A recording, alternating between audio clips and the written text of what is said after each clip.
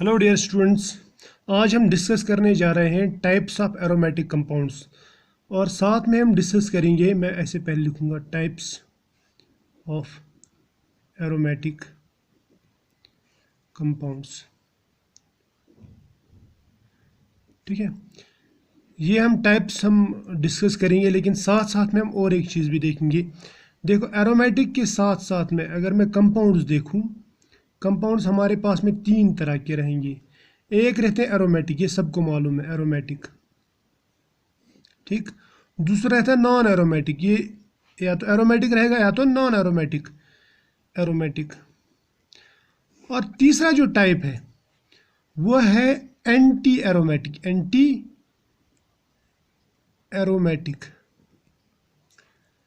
Aromatic. ये बहुत खतरनाक केस है, ठीक है। एरोमेटिक स्टेबल रहते हैं as compare to non aromatic, लेकिन जो एंटी एरोमेटिक है वो हाईली अनस्टेबल रहते हैं।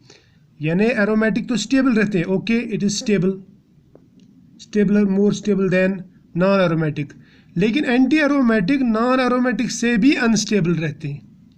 तो ऐसा क्या है इसमें? अब आप कैसे पहचानेंगे कि कोई मॉलिक्यूल एरोमेटिक है, नॉन एरोमेटिक है कि एंटी एरोमेटिक? देखो, एरोमेटिक के लिए हमें मालूम है सबसे पहली कंडीशन क्या है। सबसे पहली कंडीशन क्या है? साइक्लिक, ठीक है। और दूसरा प्लेनर और हर एक जो स्पीशी है, अंदर जो एटम है या मेंबर है रिंग का, वो sp2 हाइब्रिडाइज्ड होना चाहिए, कंजुगेशन होना चाहिए, कंजुगेटेड डबल बॉन्ड्स, ठीक है। और क्या कंडीशन देखी थी हमने? 4n+2, मैं लिखूँ 4n+2 पाई इलेक्ट्रॉन्स होने चाहिए। तो ये है इसकी एरोमेटिक की कंडीशंस। नॉन एरोमेटिक में ये कुछ भी नहीं रहा तो चलता है, ये सीधा आप पहचान सकते हैं, ये इनमें से कोई कंडीशन नहीं है तो नॉन एरोमेटिक, ठीक है। लेकिन एंटी एरोमेटिक क्या है? एंटी एरोमेटिक का मतलब रहता है ये साइक्लिक भी रहेंगे। ये धोखा देने वाली चीज़ है, ये जिसको आप मुनाफिक कहते हैं वही है। प्लेनर भी है, ओके। ये इसमें sp2 हाइब्रिडाइजेशन भी रहेगी, इसमें कंजुगेशन भी रहेगी, यानी आपकी जैसा दिखेगा ये सब, ठीक है। कंजुगेशन भी रहेगा, लेकिन इसमें जो इलेक्ट्रॉन्स होंगे वो 4n+2 नहीं बल्कि 4n पाई इलेक्ट्रॉन्स होंगे। तो ये इसके लिए डिफरेंशिएटिंग कंडीशन है, ठीक है। तो मैं आपसे बात कर रहा हूँ एरोमेटिक कंपाउंड्स की। एरोमेटिक कंपाउंड्स पहचानने के लिए हमें इन चीज़ों का भी नॉलेज होना चाहिए कि एरोमेटिक क्या है, नॉन एरोमेटिक क्या है और एंटी एरोमेटिक कंपाउंड्स क्या है। तो सबसे पहले मैं उठाऊंगा यहाँ पे टाइप्स में से टू पाई इलेक्ट्रॉन सिस्टम वाले कंपाउंड्स। तो नंबर 1 लेंगे हम 2 पाई इलेक्ट्रॉन सिस्टम मीन्स वो मॉलिक्यूल जिस पे हम काम कर रहे हैं, ठीक है। हम देखेंगे ये 2 पाई इलेक्ट्रॉन सिस्टम एरोमेटिक है, नॉन एरोमेटिक है कि एंटी एरोमेटिक है, ये हम पहचान सकते हैं। जैसे मैं आपको ये दिखा दूं, एक मॉलिक्यूल है इस तरह और इसके ऊपर यहाँ पे पॉजिटिव चार्ज है, समझ में आया? तो क्या ये एरोमेटिक है, नॉन एरोमेटिक है कि एंटी एरोमेटिक है? सबसे पहले देखो, ये साइक्लिक है, प्लेनर है, sp2, इसमें देखो हर एक कार्बन ना sp2 हाइब्रिडाइज्ड है। यहाँ पे ये कार्बन डबल बॉन्ड है ना, इसके ऊपर डबल बॉन्ड इन दो कार्बन की, तो इट इज़ sp2। यहाँ का जो कार्बन है इट इज़ लाइक दिस, ये ऐसा कार्बन है और इसके ऊपर कौन सा चार्ज है? Positive charge. समझ में आया? पॉजिटिव चार्ज मतलब इसने सिर्फ 3 सिग्मा बॉन्ड बनाए हैं। तो 3 सिग्मा बॉन्ड का मतलब s का 1 p के 2, ठीक है। तो sp2 हाइब्रिडाइजेशन हुई है यहाँ पे, so it is planar, right. अब हम देखते हैं इसमें कंजुगेशन है क्या। कंजुगेशन के लिए मैंने आपको बताया था डबल बॉन्ड सिंगल बॉन्ड के बाद में नेगेटिव चार्ज, पॉजिटिव चार्ज या सिंगल इलेक्ट्रॉन या लोन पेयर रहे तो चल जाता। देखो, double bond single bond positive charge single bond double bond, so there is resonance, या मैं ऐसा बोलूँगा देयर इज कंजुगेशन है तो ये डबल बॉन्ड इधर शिफ्ट हो जाएगा, ये इस तरह बनाएगा, ये डबल बॉन्ड, ठीक, इन दोनों के बीच में डबल बॉन्ड, तो इसके ऊपर पॉजिटिव चार्ज, क्लियर। अब ये बॉन्ड ऐसे भी शिफ्ट हो सकता ना, इधर शिफ्ट हो गया तो क्या होगा? ये जो रिंग है ये इस तरह बनेगी, ये डबल बॉन्ड इन दोनों के बीच में, पॉजिटिव चार्ज इसमें। ये समझ में आता है ना आप लोगों को? देखो पहले डबल बॉन्ड यहाँ पे था, इसके ऊपर पॉजिटिव चार्ज थी, ये डबल बॉन्ड मानो ऐसे था पहले, ये अब ऐसे हो गया खड़ा, तो यहाँ पे बॉन्ड कट के इधर चला गया, तो इसने इलेक्ट्रॉन लूज किए, तो इसके ऊपर पॉजिटिव चार्ज। ठीक, अब उल्टा यहाँ पे ऐसा होगा, ये बॉन्ड ऐसे शिफ्ट होगा, ये पहले ऐसे था, ऐसे था, ऐसे शिफ्ट होगा। ठीक, ऐसे शिफ्ट हुआ तो इसने इलेक्ट्रॉन लूज किए, इसने गेन किए, ये बन जाएगा न्यूट्रल, ये बन जाएगा पॉजिटिव। ठीक, तो इसका मतलब रेजोनेंस भी होता है इसमें, प्लेनरिटी भी है, क्योंकि sp2 हाइब्रिडाइजेशन तो प्लेनर होगा। ठीक है, कंजुगेशन भी है इसमें, साइक्लिक भी है, ये बंद है। अब हम देखते हैं 4n+2 इस पे अप्लाई होता है क्या। 4n+2 कितना आता है इसका, इसमें एक ही डबल बॉन्ड है तो 2 पाई इलेक्ट्रॉन्स आते हैं इसमें, 2 पाई इलेक्ट्रॉन्स। तो मैं बोलूँगा फिर 4n = 2 डिवाइड बाई 2, सॉरी 2 - 2 आएगा, या मैं बोलूँगा n = 2 - 2 divide by 4 that is equal to 0। Clear, समझ में आया? n अगर 0 आया, 1 आया, 2 आया, 3 आया, 4 आया एंड सो ऑन आया, तो ये क्या है फिर, एरोमेटिक, क्योंकि इसने कौन सा रूल अप्लाई किया, फॉलो किया, इसने रूल फॉलो किया 4n+2 यानी हुक्कल्स रूल, ठीक है, समझ में आया? चलो अब यहाँ पे हम लेंगे दूसरा एग्जाम्पल।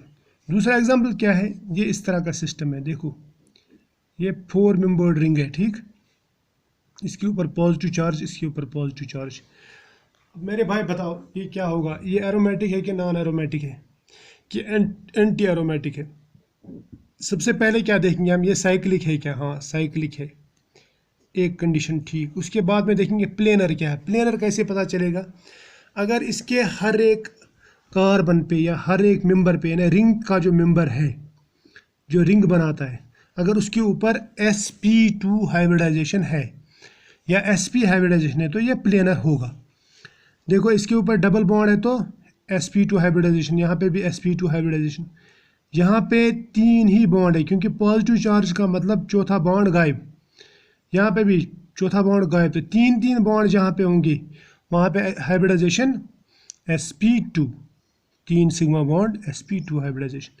ठीक है, तो याद रखना है जिस कार्बन के ऊपर, ये दिमाग में रखना, कार्बन के ऊपर अगर डबल बॉन्ड रहा तो sp2 हाइब्रिडाइजेशन, ट्रिपल बॉन्ड रहा तो sp हाइब्रिडाइजेशन रहा, और कार्बन के ऊपर पॉजिटिव चार्ज है तो तब भी sp2 हाइब्रिडाइजेशन।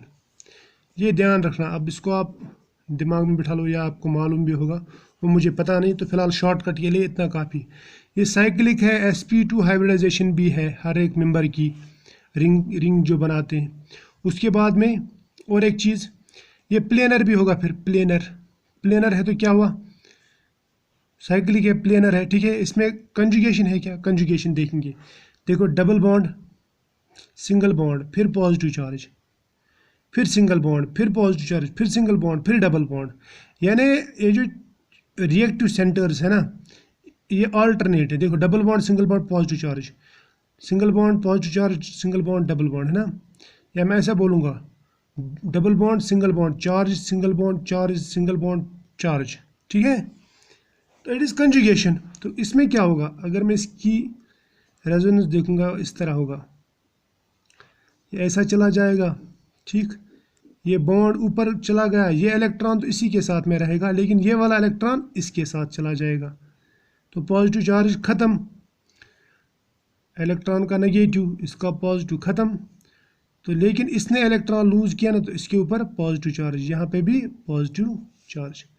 फिर ये ऐसे बॉन्ड शिफ्ट होगा तो क्या बनेगा, शाबाश, यहाँ पे डबल बॉन्ड, तो पॉजिटिव चार्ज इधर, पॉजिटिव चार्ज इधर, क्योंकि इसने लूज किया, इधर से इधर आ गए, इसने गेन किया, ये न्यूट्रलाइज होगा, इसके ऊपर पॉजिटिव चार्ज आ गया।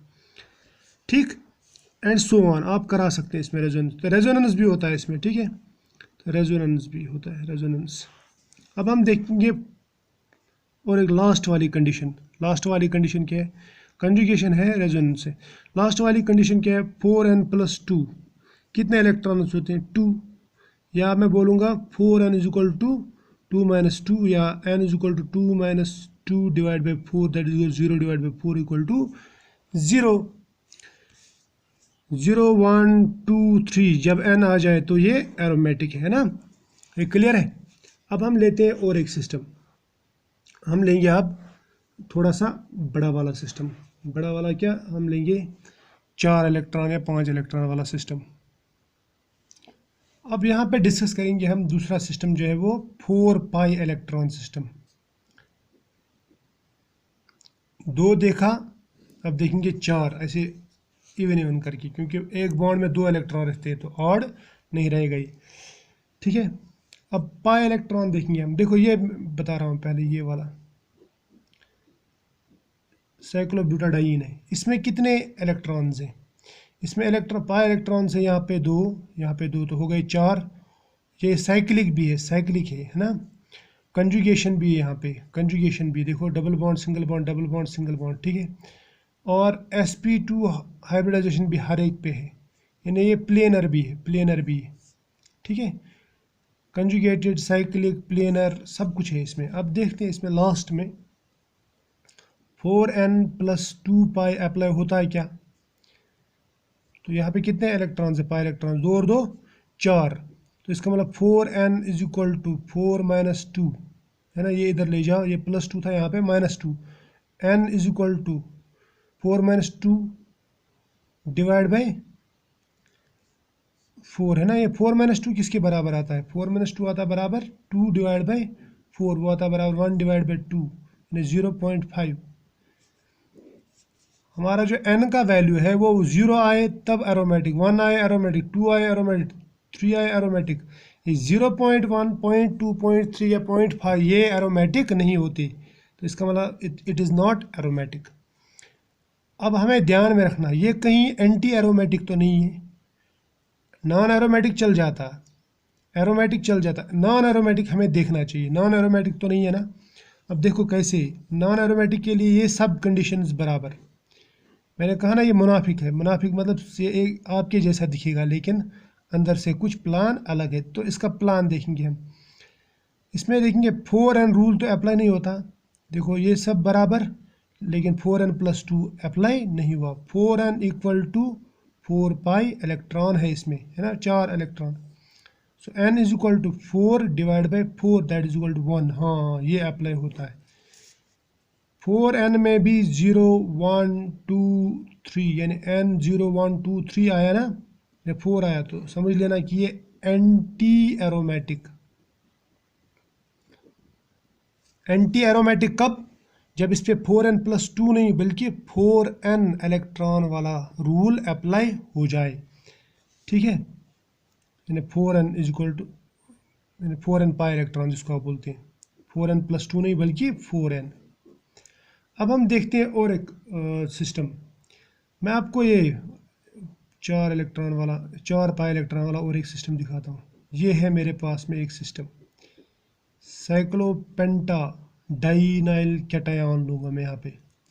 ये साइक्लिक है, हाँ साइक्लिक है, ओके। इसमें हाइब्रिडाइजेशन प्लेनर है क्या? प्लेनर या कंजुगेशन है क्या? कंजुगेशन देखेंगे, कंजुगेशन से ही पता चल जाता है प्लेनर है क्या। ये देखो, डबल बॉन्ड है, सिंगल बॉन्ड है, पॉजिटिव चार्ज, यानी यहाँ पे कंजुगेशन, फिर positive charge, single bond, double bond, single bond, double bond, single bond, positive charge, single bond, double. So alternate double and single bond with positive charge. So conjugation भी है यहाँ पे, तो planar भी है ये। ठीक है। साइक्लिक भी है, प्लेनर भी है, कंजुगेशन भी, sp2 हाइब्रिडाइजेशन भी, क्योंकि डबल बॉन्ड है हर एक कार्बन पे और इस कार्बन पे पॉजिटिव चार्ज है। ठीक। आप देखेंगे इस पे हुकल रूल, हुकल रूल अप्लाई होता है क्या? हुकल रूल क्या है? 4n+2 कितने इलेक्ट्रॉन्स आते हैं इसमें? पाई इलेक्ट्रॉन्स 4n+2 करके कितने आते हैं? इसमें आते हैं 2 और 2 4, है ना। सो 4n किसके बराबर आएगा? 4 माइनस 2 डिवाइड बाई, सॉरी हाँ 4 माइनस 2 वो आ जाएगा 2 के बराबर, और n बराबर आएगा 2 डिवाइड बाई 4 यानी 1 डिवाइड बाई 2 इक्वल टू 0.5। इसका मतलब इस पर हुकल रूल अप्लाई नहीं होता, 0.5 नहीं चलेगा। n जो है या तो 1 के बराबर या 0 या 1 2 3 4 5 के बराबर होना चाहिए, पॉइंट्स में नहीं आना चाहिए। समझ में आया? चलो अब हम यहाँ पे डिस्कस करेंगे वो सिस्टम्स जो जिनमें 6 पाई इलेक्ट्रॉन होंगे, यानी 6 पाई इलेक्ट्रॉन सिस्टम। इसमें हमने बेंजीन एक लिया था, अगर आपको याद होगा वो आप खुद देख लेना। मैं कोई नया यहाँ पे एग्जांपल लेता हूँ, ठीक है। 6 pi electron system, 6 pi electron system में मैं सबसे पहले ये लूँगा, ये एक रिंग है मेरे पास में, इसको थोड़ा सा गौर से देख लेना क्योंकि आपको कंफ्यूज न कर दे कहीं। यहाँ पे नेगेटिव चार्ज है, ठीक है, तो नेगेटिव चार्ज है। अब देखो ये रेजोनेंस दिखाएगा, रेजोनेंस कैसे, ये pi electron single bond negative charge, फिर सिंगल बॉन्ड, फिर पाई इलेक्ट्रॉन्स, ठीक है। देखो अगर ये नेगेटिव चार्ज इधर आ गया तो ये यहाँ पे बनाएगा डबल बॉन्ड, ठीक, और यहाँ पे जो डबल बॉन्ड था ये हो जाएगा शिफ्ट इधर, तो ये बनाएगा यहाँ पे, सॉरी ये बनाएगा यहाँ पे नेगेटिव चार्ज, ठीक, और ये बॉन्ड यहाँ पे रहेगा। इसके बाद में क्या होगा, इसके बाद में और एक रेजोनेंस होगी, यहाँ पे ये नेगेटिव चार्ज इधर चला जाएगा, ये बॉन्ड इधर चला जाएगा। ये आप लोगों ने पढ़ा होगा रेजोनेंस कैसे होता है, यहाँ पे नेगेटिव चार्ज, यहाँ पे पाई बॉन्ड, ठीक है। इसके बाद क्या होगा, ये यहाँ पे पाई बॉन्ड बनाएगा, ये इधर बनाएगा पाई बॉन्ड, ठीक, और ये इधर चला जाएगा, तो ये बनते ही जाएगा।